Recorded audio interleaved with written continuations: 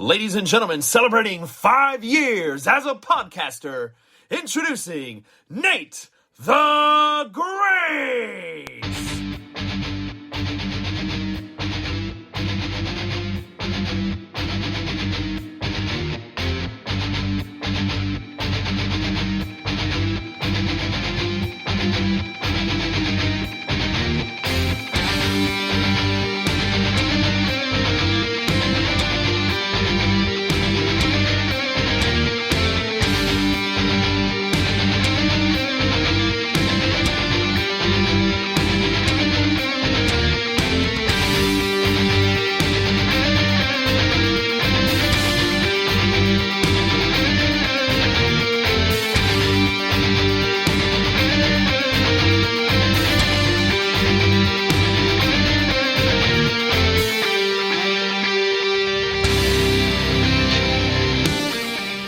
Hello, ladies and gentlemen. I am NateFNGreat, and this is the Game Changer podcast.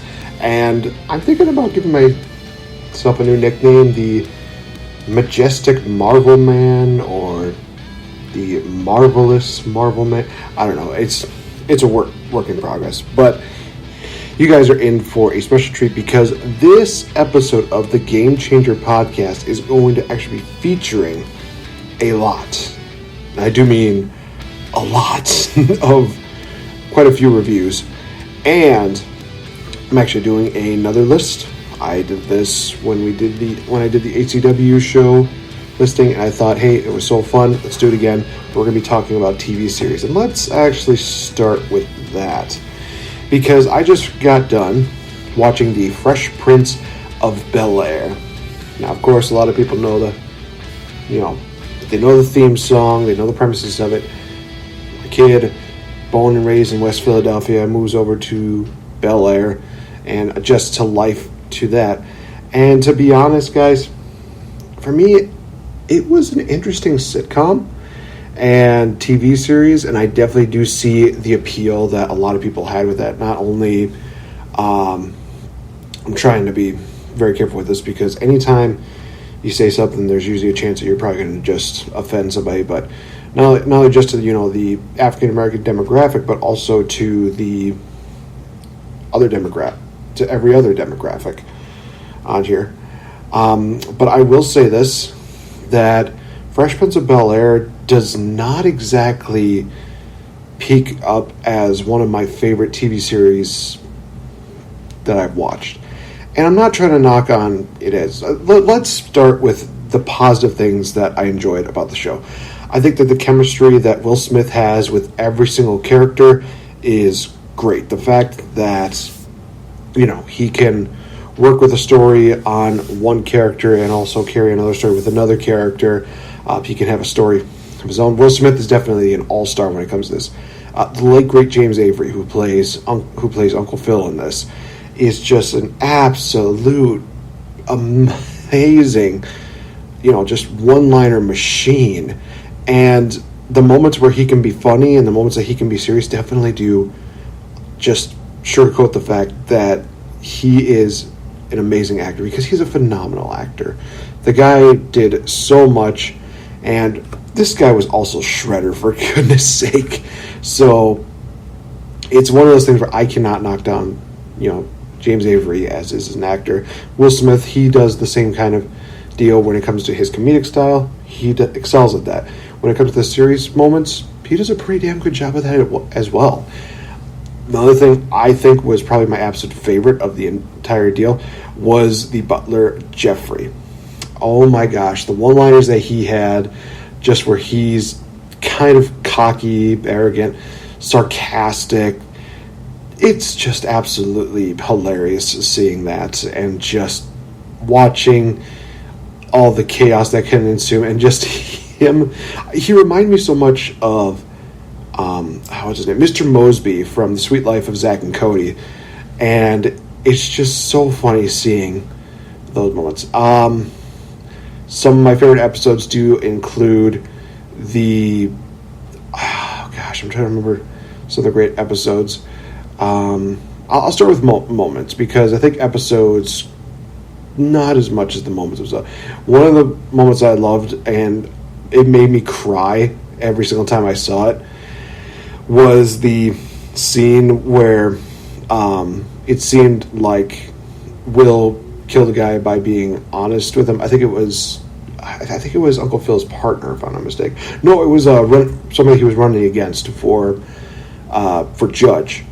And Carlton, Hillary, and Ashley, they come up and they are putting him down, and Will goes from like this tough guy deal to him just slowly crying. And the line delivery that Will has here is just great, where he just is like, "Why are y'all screaming at me? I was minding my damn business, eating some fruit." Just those kind of moments where he has like high pitchedness to his voice, they always get me. But that moment alone was just one of those moments that signified the fact that it wasn't everybody hates Chris, it's everybody hates Will.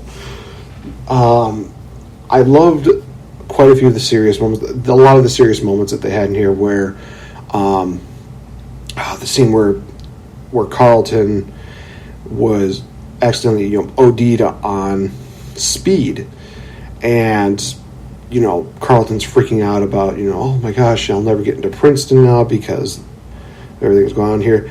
And, just seeing this scene evolve, and it ends with, them finding out that it was Will's drugs that were in the locker, and you see them.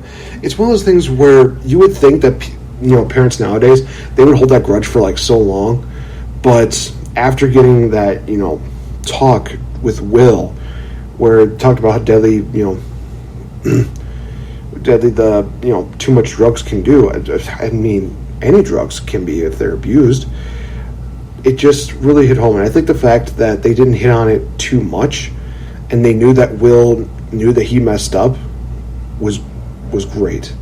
I think that it was just one of those things where it didn't need to linger on for like episodes or for a long time. It was just one of those things where it's like, they made their point clear.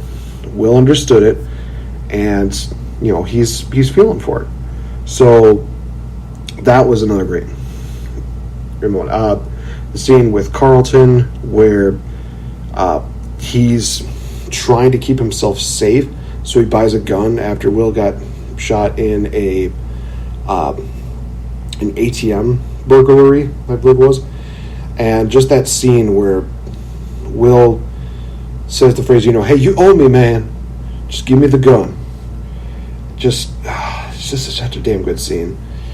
I think that there were a lot more moments where they covered serious matters that just stood out to me more. And it does really raise an eyebrow to the fact that there's still quite a few bits of prejudice as well as stereotyping in this world today, that it's one of those things where some comedies can do that to try to make a laugh for it, and that was just like back in the olden times.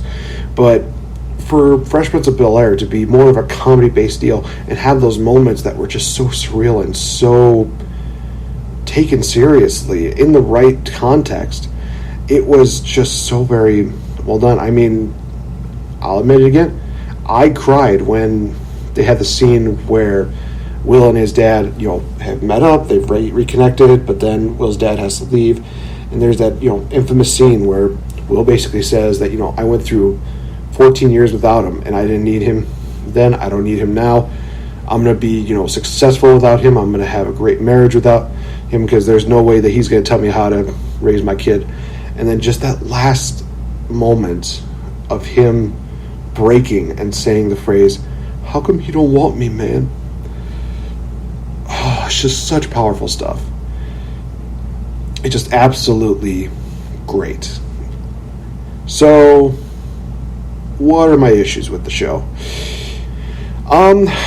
It more or less deals with certain characters that just annoyed the hell out of me, in all honesty. Like, you could see some of these moments where, maybe there's some points where they start, growing and maturing.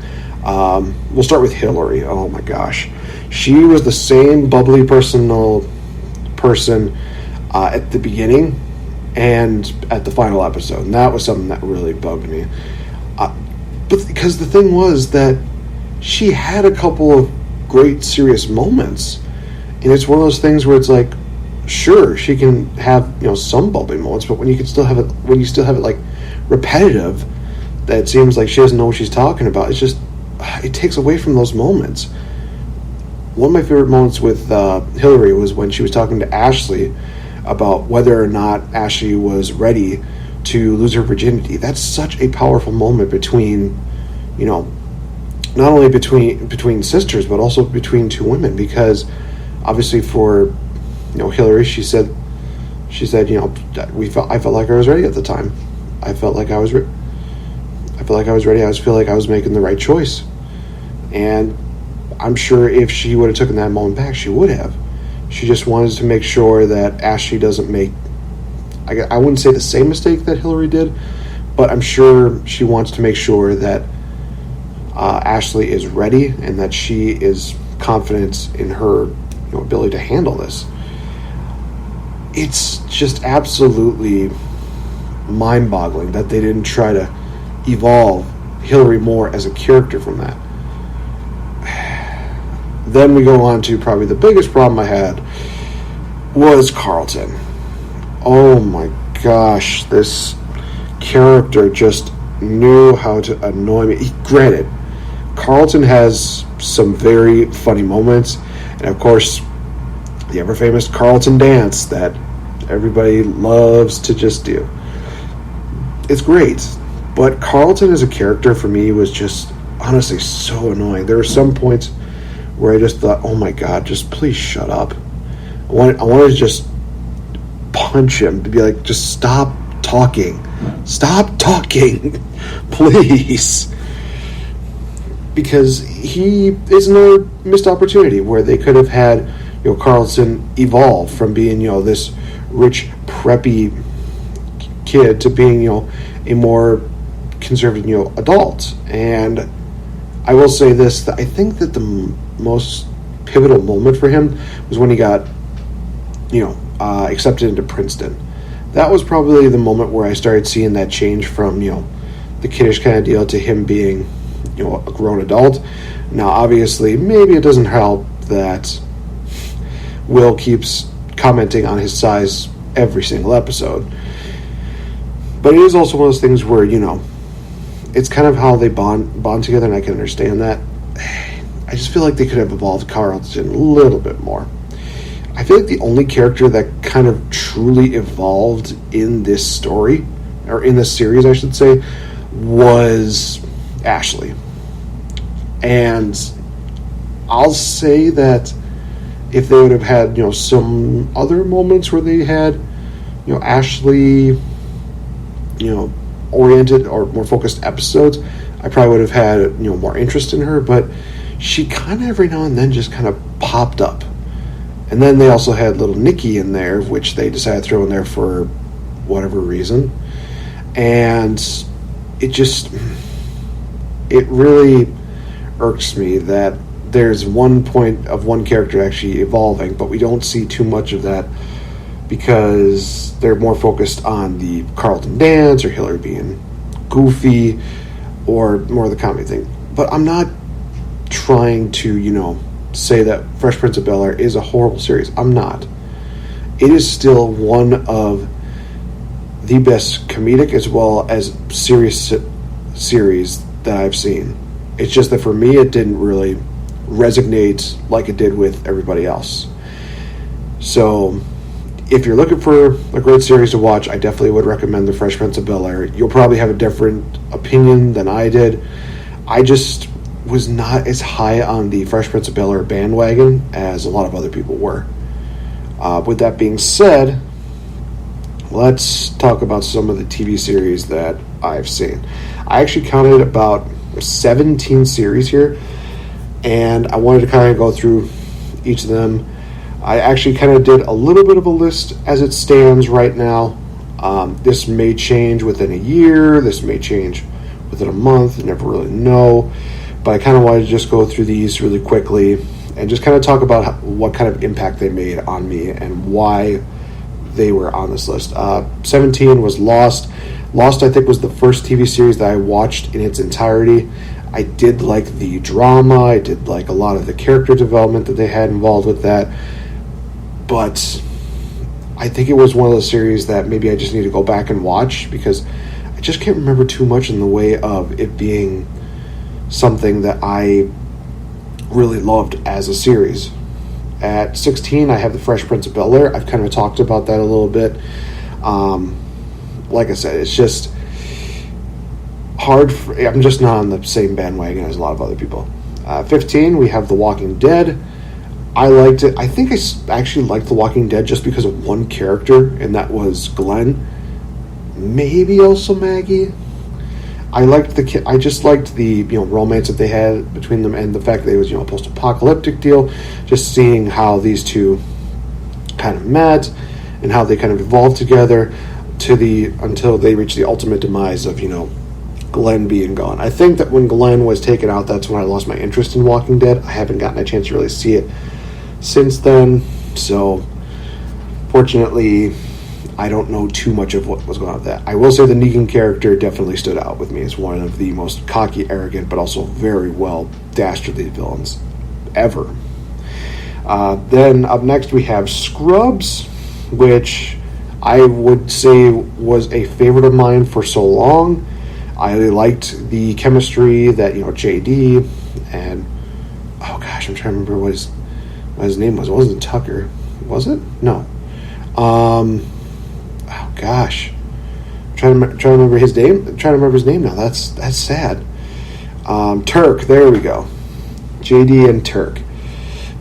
I love the chemistry that they had in there. Some of the other characters were kind of nice to be involved in there. They had those serious moments as well. I definitely will say that the final season that they had was not worth watching. It just, it just was one of those series that I enjoyed, and definitely was very pro on the comedy series, which is why it's kind of higher up right now. Up next is Firefly. I was recommended this series by a friend of mine because of the fact that I liked science fiction. I liked a lot of the idea of extraterrestrial beings. It only had one season, and it does not deserve to have a remake because I just don't think there's any topping it. Like the series, like comic moments, more serious moments. I think that Firefly is just a fun series to watch, and I liked it. Next is Glow, the Gorgeous Ladies of Wrestling, which I fell in love with the fact that they had women's wrestling promoted on a Netflix series. They talked about the Glow series, and even the Glow promotion that took place so many years ago, and incorporating some actual wrestlers in that. They incorporated Chavito and Calito. It was fun. I loved a lot of the characters there. You just kind of see this roller coaster of emotions that they took you on, and the relationships that everybody had. It was just another fun series.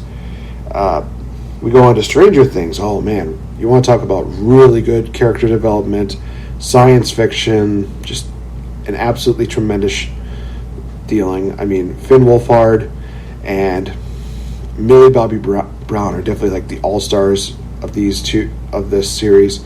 Winona Ryder definitely stands out in here. It's just a really great, fun series that just really kind of brings a bit of the horror side, the suspense side, but also makes you appreciate a lot of the things that we had back in the day. It's really crazy when you think about it. Up next is going to be The Office. I will say that first few seasons when they had Michael Scott on there, I will admit I'm not a full-fledged Michael Scott fan. I definitely enjoyed the Dwight and Jim rivalry that was going on during the deal. I loved some of the comedic moments that happened throughout the series. Not as strong of a series that I kind of enjoyed, but still one that I enjoyed nonetheless, compared to one that definitely trumped that one, which was 2.5 Men. I liked it up to the point where I think that the wrench was definitely just getting loosened on the wheels of creativity because of the fact that Charlie Sheen was done. I think had they just ended it where they did, where it ended with, Rose and Charlie just going away, I think I would have been okay with it.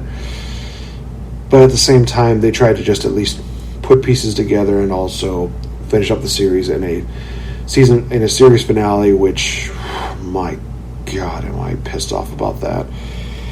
I think, in all honesty, this may go a little bit lower now that I think about it.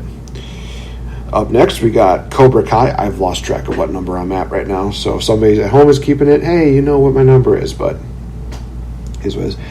Cobra Kai is a new series that I didn't know I wanted until I watched it. I liked the fact that they really tried to build up this rivalry continuation between Johnny and Daniel, and you see, Cobra Kai slowly kind of making a rise, but they wanted to do it the right way instead of the way of they did before. And you see LaRusso trying to honor Mr. Miyagi's name, but also needs to realize that he's not Mr. Miyagi. He has to train them. That's right. There was a lot of really good stuff. I mean, you look at the relationships that have kind of just been put into the Karate Kid movies, and you definitely do see them. Like when they brought back a lot of they brought back the original leader of Cobra Kai. They brought I think it was like Komiko, I believe her name was, from Karate Kid Part 2. Seeing that relationship kind of coming back together, even though it was just them kind of talking and getting a bit of an understanding. It was just really kind of interesting to see that.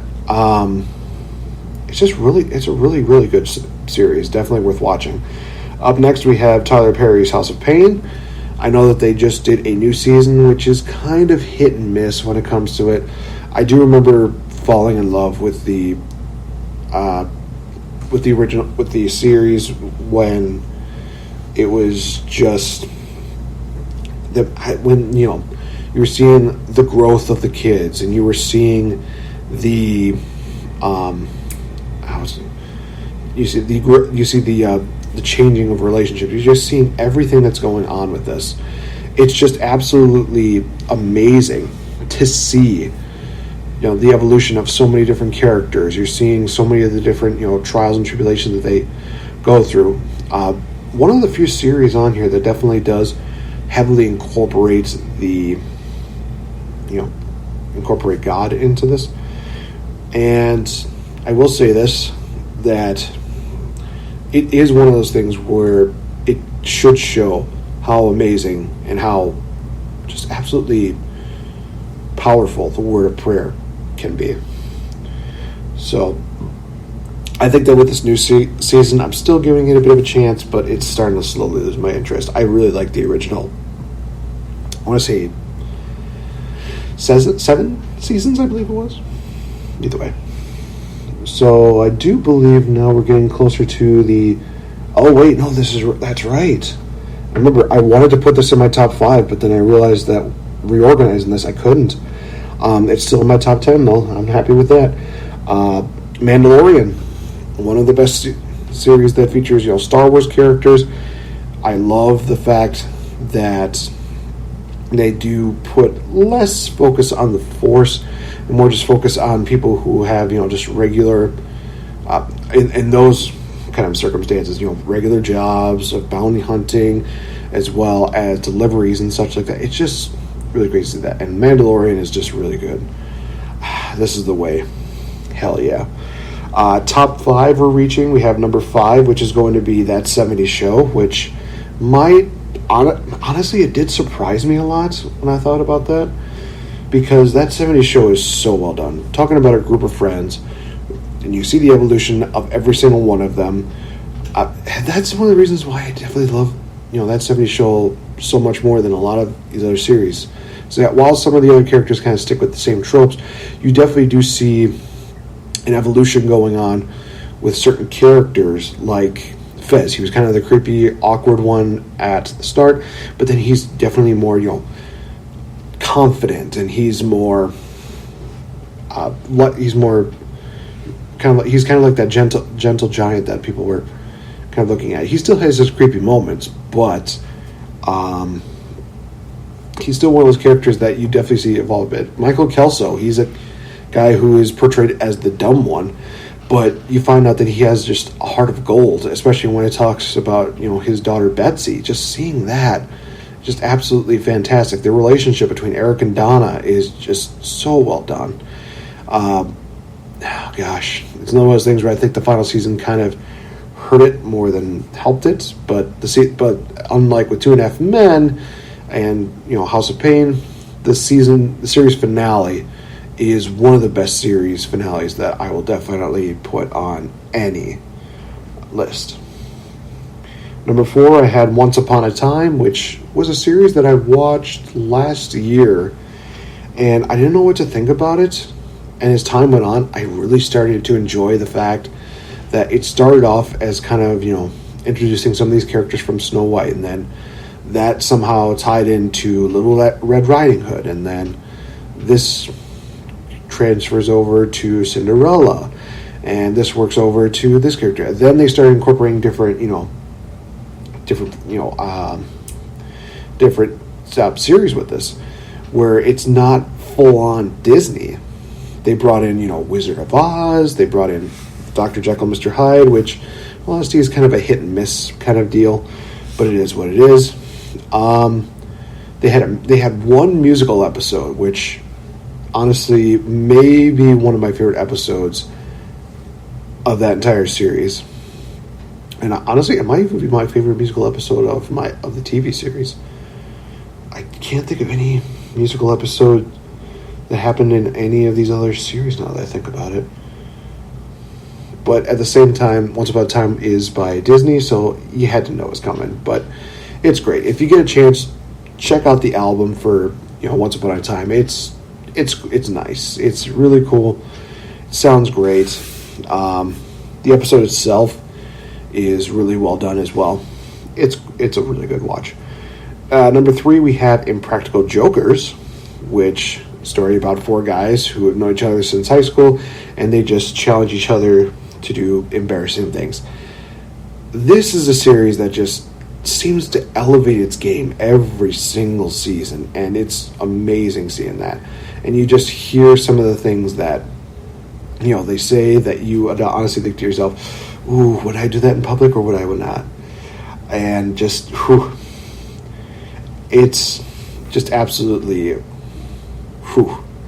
it's just absolutely crazy when you think about it.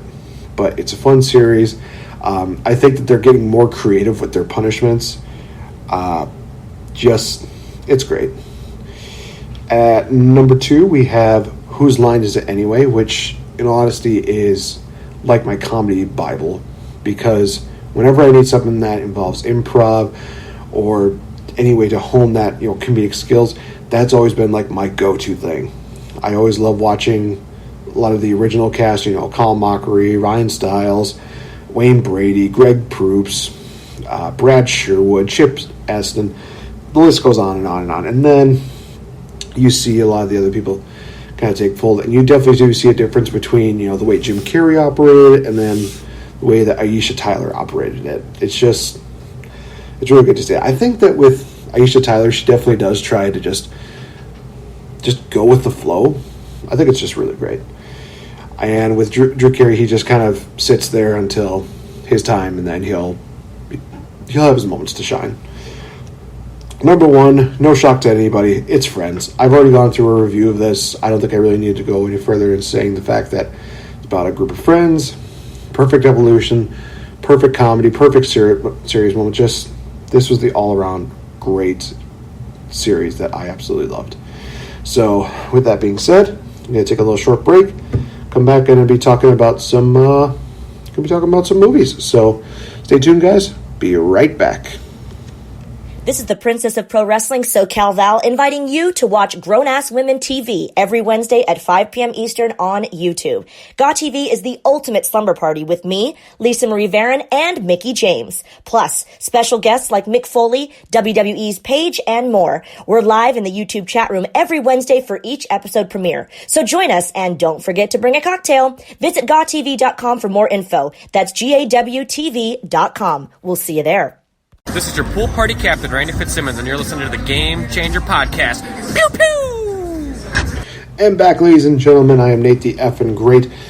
Oh, I can tell you guys right now that it's going to be a crazy week because I've got the GAW TV cast that's going to be dropping by on July 3rd for a special edition of the Game Changer Podcast, calling it the GAW TV Takeover Show. It's going to be absolutely great. Listen to me talking to three women about life, fun, and just absolutely having a blast. So definitely check that out. If you haven't gotten a chance, get some merchandise on the Game Changer Podcast merch. I want to say it was .net if I remember correctly. But let's talk about some of the movies, shall we? One of which involves the former WCW heavyweight champion David Arquette, which the movie is called You Cannot Kill David Arquette. I will say this, that David Arquette is one of those individuals that is a polarizing object. And you can tell that during this filming because of the fact that, when he first started, nobody would go up to his booth or anything like that to talk to him or anything. And then as time went on, he started growing to popularity with his wrestling. I still get nightmare fuel anytime I see that whole match with him and Nick Gage. Just did not need to happen. And I've had friends kind of put up their cases in there, and I've tried to be like the middleman, just trying to be calm about it, but all at the same time I somehow end up in the middle of it. Like I said, gosh, just what on earth. Honestly, it's a really good movie to watch because of the fact that you see David Arquette knowing that he was just champion because it helped promote a movie, but you also just see him wanting to redeem himself in that aspect, and I admire him for that. I definitely do. I think that maybe certain spots you need to realize that he's not exactly the pro that he could be, and I will give him credit where credit is due. Getting in the ring at his age and drawing crowds like he did was a great job. He did great. So, in all honesty, guys, definitely check out the David Arquette movie. It's worth watching. I definitely recommend it. I would say, honestly, I'm generous. 4 out of 5. 4 out of 5 stars. It's honestly a really good watch. Now, the one that I really enjoy, which is going to get 4.5 stars out of 5, is the short film called Wrestling Isn't Wrestling. Picture professional wrestling combined with drunk history, and you get Wrestling Isn't Wrestling. Now, I know there's a lot of controversy with the director. There was a lot of, sexual harassment and assault. I think it was just, there was just a lot of really disturbing things that were kind of brought up with him in later years. But, at the time, him creating this movie, it was phenomenal. And to be honest, I think that I pushed this off for so long just because it was a YouTube series. It was just a YouTube video, and I thought that nothing really much of it. But then I got the chance to actually watch it, and I really enjoyed it. I liked the fact that, they had fun with the fact of going through a wrestler's history and kind of just, giving it in like a very short, very comedic perspective. And you kind of do see that. And it would all cover Triple H, which in all honesty, he has one of the most interesting careers when you really think about it, because it really does go to show you that he's one of those guys who really didn't exactly break out as a single star. He was always one of those guys that was always a leader, and that was kind of more his role, and that's kind of how it sums up his career. He was never really like a sole proprietor. He was more or less, a leader of so many different groups. DX, Evolution. He's now a head leader for WWE right now. He's one of those guys who more led than took, control of the narrative. Like people like Daniel Bryan, CM Punk, John Cena, people like that did. Triple H was one of those guys who definitely was more popular because of the people that he kind of surrounded himself with. And there's no denying that. You kind of see that and you're just like, wow, it's crazy when you think about it. But then you also see, the impact that he had left on the wrestling world. And he did. He truly did. 14-time heavyweight champion. One of the most conflicting figures, I would say, of all time. But he definitely really left his mark on the world of professional wrestling. He definitely did a tremendous job at that. So I'm very much looking forward to seeing if another series like that happens. But in the meantime, I think I'm going to give my own spoof on that because I really did love this idea.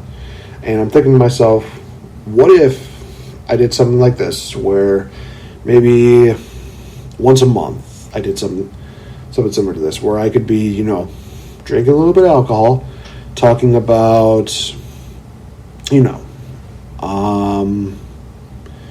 just talking about different wrestlers' perspectives. I mean, honestly, I went through a list of certain people and I thought to myself, man, there's so many people you could actually do this on. You could do this about John Cena. You could do this about Hulk Hogan. Hulk Hogan, oh my gosh. There's so much material that you can use with Hulk Hogan. But I'm going to test it out and see what happens. So we'll see if they do it. Maybe it's one of those things where I call it, like buzzed wrestling or something like, I don't know. Something crazy like that. Anyway. So with that being said, it's a great series. Well, it's a great movie, I should say. Definitely check it out. And I will never get this phrase erased from my mind because it's so hilarious. Colt Cabana in a crowd as they're talking about the Daniel Bryan Triple H deal. I mean, the person playing Daniel Bryan, she just goes, "This is bullshit," and everybody in the crowd's like, "This is bullshit." Colt Cabana, "Get the bricks!" Just, oh, that line gets me. It's great. So definitely watch that. It's a great, YouTube short film worth watching, and it definitely does kind of encapsulate what professional wrestling kind of is. It's one of those things where it's not fake, it's predetermined, and it's something that is an art form. And it really is. It basically is theater, but with physical contact, basically.